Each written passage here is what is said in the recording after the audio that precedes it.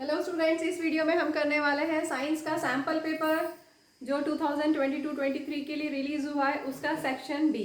Section B में 21 से 26 question है और each carry 2 marks. A clear solution of slate lime is made by dissolving calcium hydroxide in an excess of water. This solution is left exposed to air. The solution slowly goes milky as a faint white PPT precipitate forms. Explain why a faint white precipitate forms.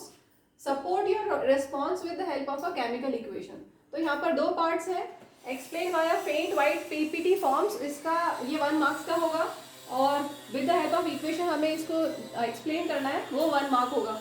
ठीक है, तो आपको ये पता है calcium hydroxide is also known as lime water और slaked lime. ये colourless होता है या कुछ बुक्स में वाइट पाउडर भी दिया हुआ रहता है. कलरलेस या वाइट पाउडर है कैल्शियम हाइड्रोक्साइड का. इसको अगर हम वाटर में डिजोल्व करेंगे तो क्या होगा, क्लियर सॉल्यूशन फॉर्म होगा. यही दिया हुआ है, क्लियर सॉल्यूशन इज मेड, ठीक है, by dissolving it in excess of water. Clear. तो ये वाइट पाउडर जो है, इसको अगर आप पानी में डिजोल्व करेंगे एक्सेस ऑफ वाटर में तो क्लियर सॉल्यूशन फॉर्म हो जाएगा. Clear solution of calcium hydroxide form होगा. ठीक है. और अगर हम इस सॉल्यूशन को ऐसे ही छोड़ देंगे एक्सपोज टू एयर तो क्या होगा, जो एयर में कार्बन डाइऑक्साइड है वो इससे स्लोली रिएक्ट करेगा. Carbon dioxide present in the air react करेगा और कैल्शियम कार्बोनेट फॉर्म होगा और प्लस वाटर. ठीक है. तो व्हाइट पीपीटी क्यों बना, फेंट व्हाइट पीपीटी फॉर्म्स क्योंकि calcium hydroxide reacts with carbon dioxide present in the atmosphere to form calcium carbonate CaCO3. और ये आपकी टेक्स्ट बुक में भी है, उसमें ये दिया हुआ है कि why this is used for white washing. क्यों यूज करते हैं वाइट वॉशिंग में, क्योंकि 2-3 दिन बाद अपने आप ये जो कैल्शियम हाइड्रोक्साइड से आपने वाइट वॉश किया तो कार्बन डाइऑक्साइड एयर में जो है उससे रिएक्ट करके it gives shiny finish to the walls. ठीक है. तो अपना ये क्वेश्चन कंप्लीट हो गया. Moving to next option of same question 21. Kirti added dilute HCl to 4 metals and recorded her observations. तो मेटल्स लिए हैं कॉपर, आयरन, मैग्नीशियम, जिंक और गैस इवॉल्व हुई यस यस नो यस. तो हमें इसमें से सेलेक्ट करना है the correct observation and give chemical equations of the reaction involve. जो करेक्ट होगा उसका हमें रिएक्शन भी देना है. तो सबसे पहले हमें ये पता होना चाहिए कि मेटल में डाइल्यूट HCl ऐड किया है. मेटल में जब एसिड ऐड करते हैं तो सॉल्ट फॉर्म होता है और हाइड्रोजन गैस रिलीज होती है. ठीक है. कब होगी, इसके लिए रिएक्टिविटी सीरीज याद होना बहुत जरूरी है. अगर रिएक्टिविटी सीरीज याद है तभी ये कर पाएंगे. तो रिएक्टिविटी सीरीज याद करने का बहुत ही ईजी तरीका बता रही हूँ. मेटल्स के सिंबल यहाँ पर हम यूज करेंगे. करीना ने कार मांगी, ऑल्टो, जेन, फरारी. फिर भी बीच में आएगा हाइड्रोजन, क्यों, मिली, सिल्वर, ऑडी. K for potassium, then sodium, calcium, magnesium, aluminium, zinc, iron, lead. Tin, यहाँ पर टिन भी आएगा SN. Tin, lead, hydrogen is the only non metal. इसके बाद बाकी सारे मेटल्स हैं. अगेन ऊपर भी मेटल्स है, नीचे भी, कॉपर, मर्करी, सिल्वर, गोल्ड. ठीक है. तो रिएक्टिविटी सीरीज है. जो ऊपर के एलिमेंट्स हैं सबसे ऊपर टॉप में है highest reactive, then reactivity will decrease and after hydrogen और रिएक्टिविटी डिक्रीज होगी और सिल्वर, गोल्ड और प्लेटिनम तो लीस्ट रिएक्टिव होता है. ठीक है. तो ये रिएक्टिविटी सीरीज है. हम देखेंगे इसमें कॉपर और हाइड्रोजन. कॉपर हाइड्रोजन से नीचे है, means copper is less reactive than hydrogen. तो यहाँ पर कोई रिएक्शन नहीं होगा. No gas will be evolve. तो यहाँ पर ये गलत हो गया स्टेटमेंट. ठीक है. गलत टेबल बना हुआ है. कॉपर के साथ गैस इवॉल्व होगी, नो. ठीक. नेक्स्ट है आयरन एंड HCl. आयरन ऊपर है रिएक्टिविटी सीरीज में हाइड्रोजन से, means iron is more reactive than hydrogen. तो डिस्प्लेसमेंट रिएक्शन होगा यहाँ पर. FeCl2 या FeCl3 फॉर्म होगा प्लस हाइड्रोजन गैस रिलीज होगी. अभी मैंने बैलेंस नहीं किया है. वैसे भी इस क्वेश्चन में मेन बैलेंसिंग नहीं है, इसलिए इसमें no marks will be deducted अगर आप बैलेंस नहीं करते हैं या स्टेट नहीं लिखते हैं तो. ठीक. Next magnesium and HCl. Mg is more reactive than hydrogen. तो यहाँ पर भी डिस्प्लेसमेंट रिएक्शन हो जाएगा MgCl2 प्लस HCl. मैंने इसको बाय चांस बैलेंस कर दिया, चलो कोई बात नहीं. बैलेंस कर लिया तो कोई अच्छी बात है। नेक्स्ट, तो यहाँ पर सेकेंड केस में गैस इवॉल्व हुई थी क्या? यस, ये करेक्ट ऑब्जर्वेशन है। थर्ड केस में गैस इवॉल्व हुई है क्या? थर्ड यहाँ पर H2 होगा। थर्ड केस में गैस इवॉल्व हुई है क्या? यस, गैस इवॉल्व हुई है। यहाँ पर नो दिया हुआ है, इसका मतलब ये गलत डेटा है। ठीक, इसके बाद जिंक के साथ, जिंक और H hydrogen, zinc is more reactive than hydrogen, तो ZnCl2 फॉर्म होगा प्लस हाइड्रोजन गैस रिलीज होगी। ठीक है, तो यहाँ पर भी गैस रिलीज हुई है, तो ये भी सही है। तो select the correct observations. Correct observations ये और ये करेक्ट ऑब्जर्वेशंस है, और इनके रिएक्शन भूले गए हैं, तो ये रिएक्शन हो गया इसका। ठीक है, जो पूछा है वो है करेक्ट ऑब्जर्वेशन के रिएक्शन देने हैं आपको, तो आयरन और जिंक के ये दो आपको रिएक्शंस देने हैं। क्लियर? यहाँ पर 2 नहीं आएगा, Cl2 और H2 तो 2HCl हो गया। ठीक है, इसको करेक्ट कर लीजिएगा। Moving to next question, question number 22। ये कंट्रोल एंड कोऑर्डिनेशन चैप्टर का क्वेश्चन है, bio. How is the mode of action in beating of heart different from reflex actions? That means आपको डिफरेंशिएट करना है कि हार्ट बीट करता है तब क्या क्या होता है और रिफ्लेक्स एक्शन में क्या क्या होता है। आपको इन दोनों एक्शंस को डिफरेंशिएट करना है। तो सबसे पहले beating of heart involuntary action है, हमारी विल के अकॉर्डिंगली हम हार्ट बीट नहीं कर सकते। Heart continuously through out life contraction और रिलैक्सेशन होता है, रिदमिक कॉन्ट्रैक्शन और रिलैक्सेशन होता है हार्ट में कार्डिक मसल्स की हेल्प से, तो ये इनवॉलेंट्री एक्शन है। और रिफ्लेक्स एक्शन को देखेंगे तो ऑटोमेटिक रेस्पॉन्स टू स्टिमुलस। कोई भी अगर स्टिमुलस अगर आपको मिलता है, जैसे हीट, अगर आप किसी हॉट ऑब्जेक्ट को टच करते हैं तो ऑटोमेटिकली आपका हाथ तुरंत दूर हो जाएगा, तो ये रिफ्लेक्स एक्शन है। ठीक है, रिफ्लेक्स एक्शन में ऑटोमेटिक रेस्पॉन्स होता है और without the involvement of brain. तो नेक्स्ट पॉइंट यही है, reflex action is controlled by spinal cord and beating of heart is controlled by brain. Reflex action में ब्रेन का इन्वॉल्वमेंट नहीं होता, स्पाइनल कॉर्ड से ही मैसेज चला जाता है इफेक्टर्स में और क्विकली रिस्पॉन्स आपकी बॉडी दे देती है। Next point, it is perform through out one's life. ठीक है, हार्ट बीट जब तक आप अलाइव हैं तब तक हार्ट बीट होता रहेगा थ्रू आउट लाइफ। और reflex action happen only in case of emergency situation.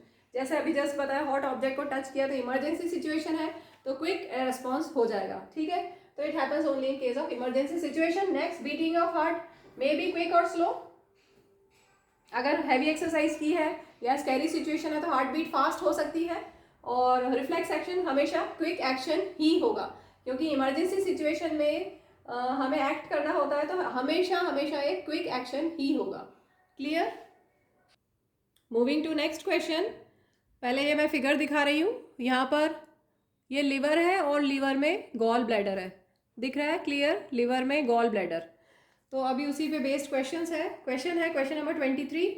Patients whose gall bladder are removed are recommended to eat less oily food.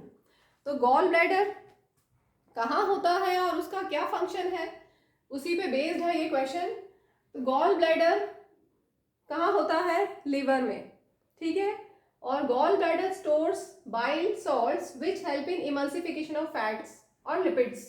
अगर ये नहीं होगा, in absence of stored bile क्या होगा? Emulsification of fats will be negligible और affected and thus fat digestion will be slow. इसलिए patients are under strict restriction diet. ठीक है, अब बाइल के बारे में थोड़ा सा और, बाइल होता क्या है? Bile is greenish yellow liquid, liver में बनता है और नॉर्मली गॉल ब्लैडर में स्टोर होता है। ठीक है, लिवर में बनेगा और लिवर में जो गॉल ब्लैडर है उसमें बाइल स्टोर होगा। अल्कलाइन नेचर का होता है और इसमें होते हैं कुछ salts which are called which we usually call bile salts which helps to emulsify और ब्रेक द फैट्स और लिपिड्स। अब इमल्सिफाई मतलब क्या होता है? जो लार्ज फैट ग्लोब्यूल्स हैं उनको ये ब्रेक डाउन कर देता है इनटू स्मॉलर फैट ग्लोब्यूल्स, यही दिया हुआ है। Bile salts break large fat globules into smaller fat globules, जिससे क्या होगा? एफिशिएंसी, एंजाइम एक्शन की एफिशिएंसी इंक्रीज हो जाएगी और जो लार्ज मॉलिक्यूल्स है वो ब्रेक डाउन हो गए, एंजाइम एफिशिएंटली वर्क कर सकेगा और डाइजेशन प्रॉपर होगा। क्लियर है? तो मेन आंसर ये है, ये जस्ट मैंने एक्सप्लेनेशन के लिए दिया है। यहाँ पर 1 मार्क्स का ये वाला पार्ट हो जाएगा और 1 मार्क्स वाला का ये वाला पार्ट हो जाएगा। Okay, Moving to next question 24. Name the substances other than water that are reabsorbed during urine formation. What are the two parameters that decide the amount of water that is reabsorbed in the kidney? तो सबसे पहले ये topic हमारा है life processes excretory system topic है और यहाँ पर इन्वॉल्व है kidneys ureters a pair of kidneys excretory system में क्या क्या होता है a pair of kidneys a pair of ureter a urinary bladder and a urethra ठीक है तो जो डर्टी ब्लड रेनाल आर्टरी से एंटर होता है ग्लोमर्यूलस में ग्लोमर्यूलस क्या होता है बंडल ऑफ ब्लड कैपिलरीज जहाँ से ब्लड को फिल्टर होना है जो उसमें से स्मॉल मॉलिक्यूल्स हैं जैसे ग्लूकोज अमीनो एसिड्स वाटर और सॉल्ट वो तो रीएब्जॉर्ब हो जाएंगे ठीक है जब स्मॉल मॉलिक्यूल्स ग्लोमर्यूलस से पास होते हैं तो they collect as filtrate in Bowman's capsule और जो नेफ्रॉन के ट्यूबल्स है नेफ्रॉन जो मेन फिल्ट्रेशन यूनिट है उसमें सेलेक्टिव रीएब्जॉर्प्शन हो जाता है तो वही यहाँ पर वही पूछा है कि सेलेक्टिव रीएब्जॉर्प्शन किसका होता है जो स्मॉल मॉलिक्यूल्स होते हैं glucose amino acids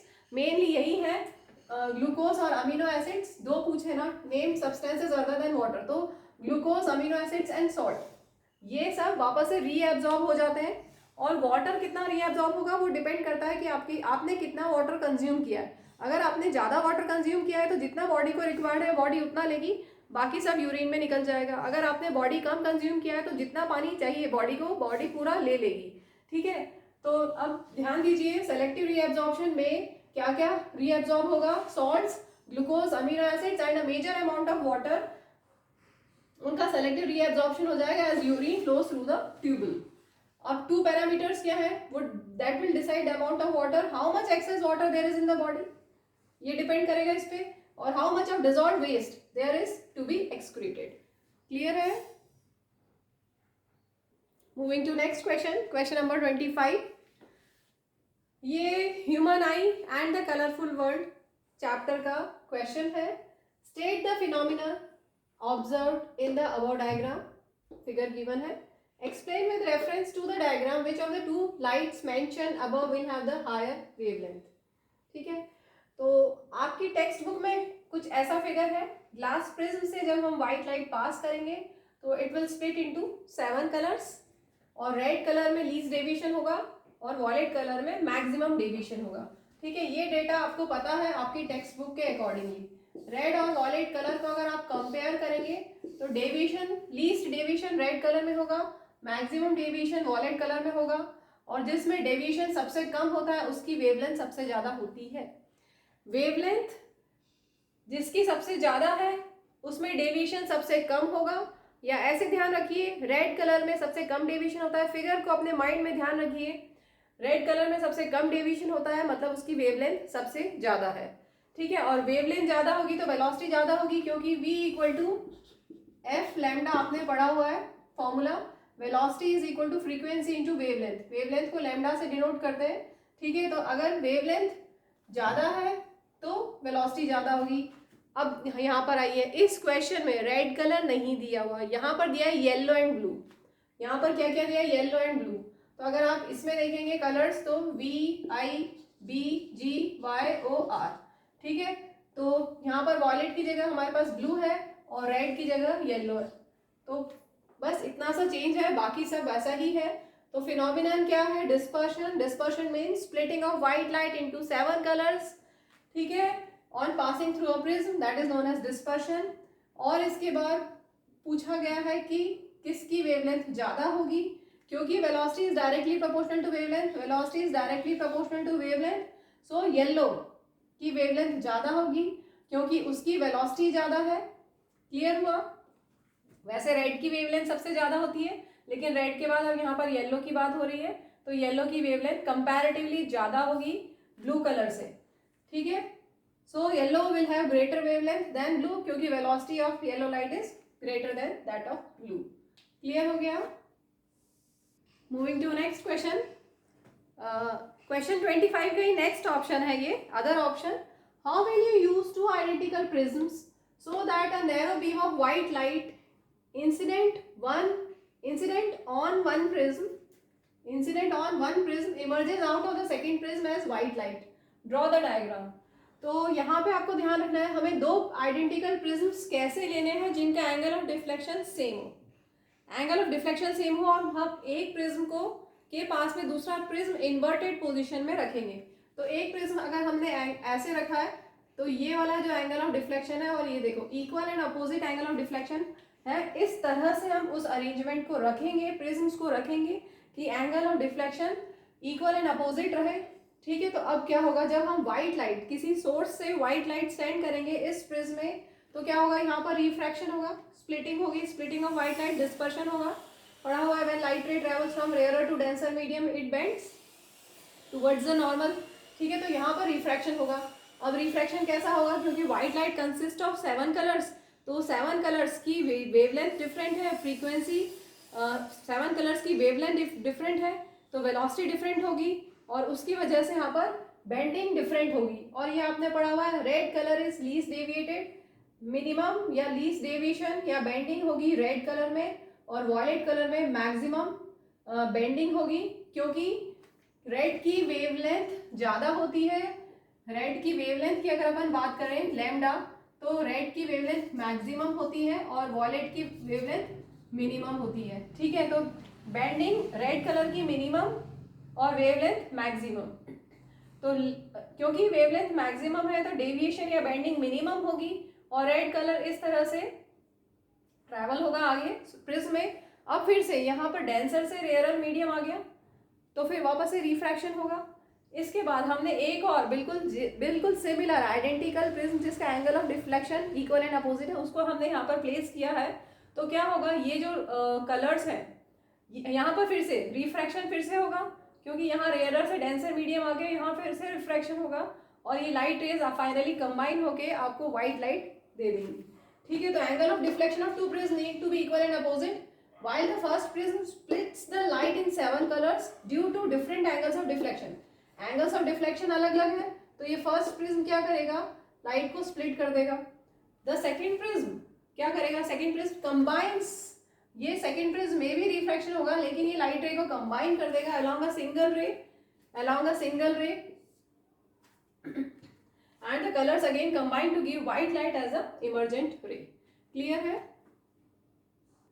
moving to last question of section B, ये management of natural resources chapter का क्वेश्चन है, और normally impact of non biodegradable substances की बात की जाती है, लेकिन यहाँ पर बायोडिग्रेडेबल सब्सटेंस का इम्पैक्ट क्या होगा ये पूछा है। A lot of waste is generated in neighbourhood, however almost all of it is biodegradable, means जो लिमिटेड पीरियड ऑफ टाइम में डिग्रेड हो जाए, डिकम्पोज हो जाए, वो होता है बायोडिग्रेडेबल। ठीक है, जैसे kitchen waste, vegetable peels, fruit peels, ये सब, पेपर, जो भी डिकम्पोज हो सकता है, माइक्रो ऑर्गेनिजम्स डिकम्पोज कर सकते हैं, दे आर बायोडिग्रेडेबल। तो क्वेश्चन है what impact will it have on the environment और ह्यूमन हेल्थ। तो इम्पैक्ट बहुत सारे दे सकते हैं, मैंने यहाँ पर 2 पॉइंट्स लिए हैं। Excess generation of biodegradable waste can be harmful as its decomposition is a slow process, और जब जो स्लो प्रोसेस है, जब डिकम्पोज होगा तो क्या प्रोड्यूस होगा, फाउल स्मेल और गैसेस प्रोड्यूस होंगी। ठीक है, दूसरा, it can be breeding ground for germs that create unhygienic conditions. आपने देखा होगा कहीं पे इधर उधर लोग कचरा डाल देते हैं और वहाँ पर मक्खियाँ हैं, बैक्टीरियाज डिकम्पोज कर रहे हैं, वहाँ पर फाउल स्मेल के साथ अनहाइजीनिक कंडीशंस भी हो रही हैं। ठीक है, तो ये 2 आप दे सकते हैं इम्पैक्ट। चलिए इस वीडियो को यहीं पे एंड करते हैं। Thank you, bye.